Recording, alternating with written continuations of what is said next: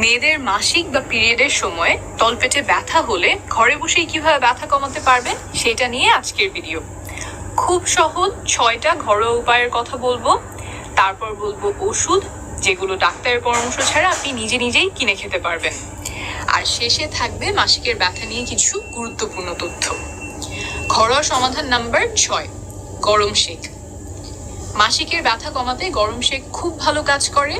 Shake দিলে তলপেটে রক্ত চলাচল বেড়ে যায়, মাংসপেশি শিথিল হয়, ফলে ব্যথা কমতে শুরু করে। ঘরে বসে আপনি এটা সহজেই করতে পারবেন। তোয়ালে বা গামছা কুসুম গরম পানিতে ভিজিয়ে তলপেটে শেক দিতে পারেন। তারপরে এমন একটা হট ওয়াটার ব্যাগ ব্যবহার করতে পারেন, এটাকে হট ওয়াটার বটলও বলে। খুঁজতে গেলে hot water bag, hot water bottle এই দুইটা নামেই খুঁজতে পারেন। এটাতে গরম পানি ভরে একটা তোয়ালে পেঁচিয়ে তলপেটে শেক দিতে পারেন। অনেক সময় এই ব্যাগের সাথে কভারও কিনতে পাওয়া যায়। যাদের নিয়মিত মাসিকে ব্যথা হয় তারা এমন একটা হট ওয়াটার ব্যাগ কিনে ফেলতে পারেন, তাহলে শেক দিতে সহজ হবে। ফার্মেসিতে 150 থেকে 200 টাকাতেই কিনতে পাওয়া যায়। 5, গোসল। ব্যথা কমানোর জন্য কুসুম গরম পানি দিয়ে গোসল করতে পারেন। গরম শেক যেভাবে ব্যথা কমায়, হালকা গরম পানি দিয়ে গোসল করলেও সেভাবে ব্যথা কমতে পারে, সাথে শরীরটাও হয়তো আরাম লাগবে। 4, মালিশ। তলপেটে যেই জায়গাটা ব্যথা করছে সেখানে আলতো করে হাত বুলিয়ে মালিশ করতে পারেন। বৃত্তের আকারে মালিশ করবেন, এতে আরাম হতে পারে। 3, আদা। আদা মাসিকের ব্যথা কমাতে পারে। যাদের নিয়মিত মাসিকে ব্যথা হয় তারা ব্যথা হওয়ার আগেই মাসিক শুরু হলে আদা খাওয়া শুরু করবেন। আদা কুচি করে এমনি বা গরম পানি, গরম চায়ের সাথে খেতে পারেন। দিনে 3 বেলা করে মাসিকের প্রথম 3-4 দিন এমন করে আদা কুচি খাবেন।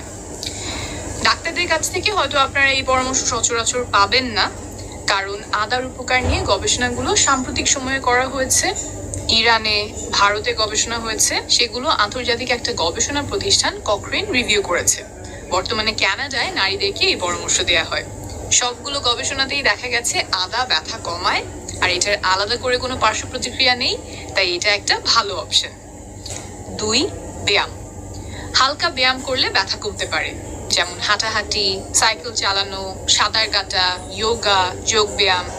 মাসিকের সময় ছাড়াও নিয়মিত ব্যায়াম করলে মাসিকের ব্যথা কমতে পারে, তাই এই অভ্যাসটা গড়ে তুলতে পারে।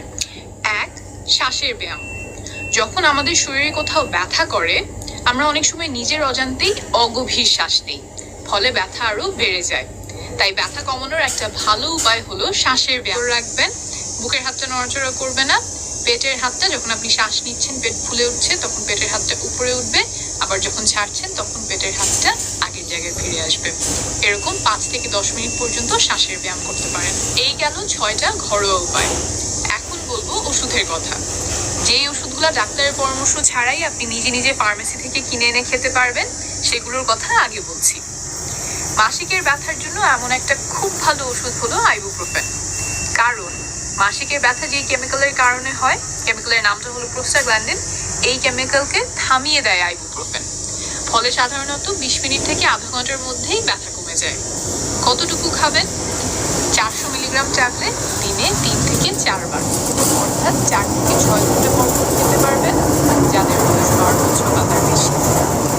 এই ওষুধটা খালি পেটে খাবেন না, কোনো খাবার বা একটা দুধের সাথে খেতে পারেন, তাহলে পেটে গন্ডগোল হবার সম্ভাবনা কমবে। মাসিকের ব্যথার জন্য সাধারণত 1 থেকে 2 দিনের বেশি এই ওষুধটা খাওয়া লাগে না। যদি পেটে আলসার, গ্যাস্ট্রিকের সমস্যা, হার্ট, লিভার, অন্ত্র, কিডনির রোগ থাকে তখন এই ওষুধটা এড়িয়ে চলবেন। যাদের অ্যাজমা, হে ফিভার আছে তাদের কারো কারো এই ওষুধটা খেলে সমস্যা বেড়ে যেতে পারে, তাই সেই ক্ষেত্রে ডাক্তারের সাথে কথা বলে নেবেন। আর কোন ওষুধ খেতে পারেন? প্যারাসিটামল। যাদের বয়স 16 বা তার বেশি তারা 500 থেকে 1000 মিলিগ্রাম প্যারাসিটামল খেতে পারবেন, অর্থাৎ 500 মিলিগ্রামের ট্যাবলেট হলে 1টা বা 2টা ট্যাবলেট খেতে পারেন 4 থেকে 6 ঘন্টা পর পর, তবে সব মিলিয়ে দিনে যাতে 8টা ট্যাবলেটের বেশি না হয়। বয়স অনুযায়ী ডোজ মনে রাখতে সমস্যা হতে পারে, ওষুধের প্যাকেটে এগুলো সাধারণত লেখা থাকে, সেটা দেখে নিয়ে খেতে পারেন।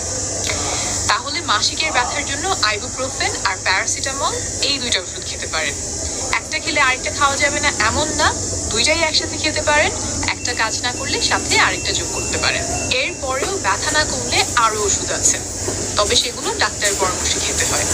যেমন হরমোনাল কিছু ওষুধ, অন্যান্য NSAID জাতীয় ওষুধ, বাচ্চা নেওয়ার পরিকল্পনা না থাকলে জন্মবিরতিকরণ পিল ইত্যাদি। ব্যথা কমাতে আরেকটা মেশিনের কথা বলে দেই, যেটা বাসাতেও কিনে ব্যবহার করা সম্ভব। এই মেশিনটার নাম ট্রান্সকিউটেনিয়াস ইলেকট্রিক্যাল নার্ভ স্টিমিউলেশন, সংক্ষেপে টেন্স। এই ছোট মেশিনটা বৈদ্যুতিক কারেন্ট ব্যবহার করে মাসিকের ব্যথা কমায়। হাই ফ্রিকোয়েন্সি সেটিং এ ব্যবহার করতে হয়। গবেষণায় দেখা গেছে এইভাবে মেশিনটা ব্যবহার করলে মাসিকের ব্যথা কমে।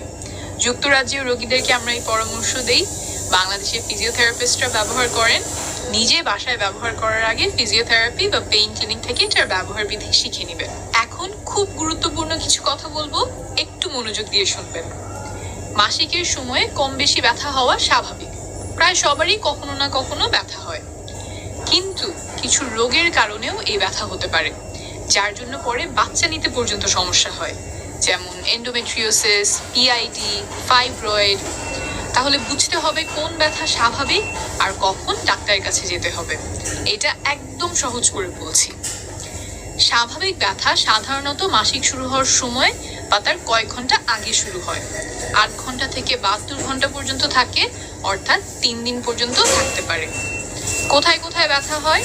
বেশিরভাগ ক্ষেত্রে তলপেটে ব্যথা হয়, মাঝে মাঝে পিঠে, তারপর ভেতরের দিকে ব্যথা হতে পারে। একটা মেয়ের যেই বয়সে মাসিক শুরু হয়, দেখা যায় তার 6 মাস থেকে 1 বছরের মধ্যেই এমন ব্যথা শুরু হয়েছে। এগুলো স্বাভাবিক ব্যথার লক্ষণ।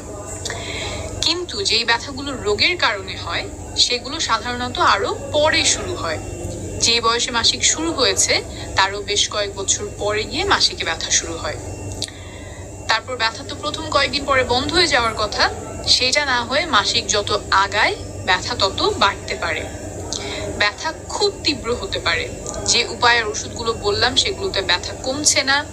এত ব্যথা যে স্বাভাবিক কাজকর্ম করা সম্ভব হচ্ছে না, স্কুলে যেতে পারছে না, অফিস থেকে ছুটি নিতে হচ্ছে বা বাসার কাজ করতে পারছে না। এত তীব্র ব্যথা হওয়া স্বাভাবিক না। অবশ্যই একজন গাইনোকোলজিস্ট দেখাবেন। তারপর মাসিকের সাথে অনেক রক্ত যাওয়া, বড় বড় চাকা যাওয়া, মাসিক অনিয়মিত হওয়া, আগের চেয়ে ব্যথা বেড়ে যাওয়া, মাসিক ছাড়া অন্য সময় তলপেটে ব্যথা হওয়া, স্বামীর সাথে মিলনের সময় ব্যথা, পায়খানার রাস্তায় ব্যথা, মাসিক ছাড়া অন্য সময় রক্ত যাওয়া, সাদা স্রাবে পরিবর্তন, এই লক্ষণগুলো থাকতে পারে। এসবের কোনো একটা লক্ষণ যদি আপনার থাকে, তাহলে অবশ্যই একজন চিকিৎসকের শরণাপন্ন হবেন। সাদা স্রাবে কোন ধরনের পরিবর্তন দুশ্চিন্তার কারণ নয়, আর কোন ধরনের পরিবর্তন হলে ডাক্তার